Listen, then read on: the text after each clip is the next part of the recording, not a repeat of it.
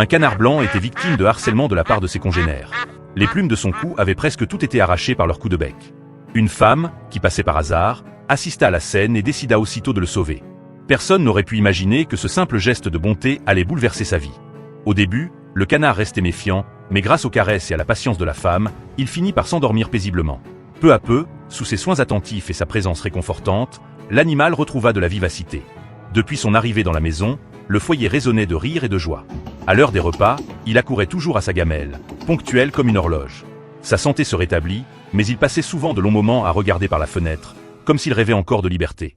Un jour, contre toute attente, il sauta du rebord et s'envola. La femme, surprise, découvrit ainsi qu'il savait voler. Elle pensa alors qu'il était peut-être temps de le ramener au lac artificiel où il avait grandi. Le canard, croyant à une simple promenade, était ravi. Mais à peine revenu dans cet environnement familier, son attitude changea brusquement. Il devint nerveux et apeuré. À son entrée dans l'eau, les colverts qu'il avait maltraités s'approchèrent aussitôt, prêts à recommencer. En voyant cela, la femme prit une décision. Elle ne le relâcherait plus jamais et le garderait définitivement auprès d'elle. De retour à la maison, le canard retrouva sa joie. Pour lui offrir un espace de jeu adapté, la femme l'emmena régulièrement vers un grand lac afin qu'il puisse s'exercer à voler.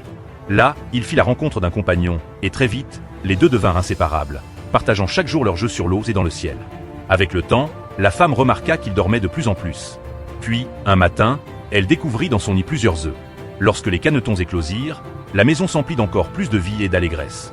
En voyant cette joyeuse petite famille s'ébattre devant elle, la femme sentit son cœur se remplir de bonheur et de sérénité.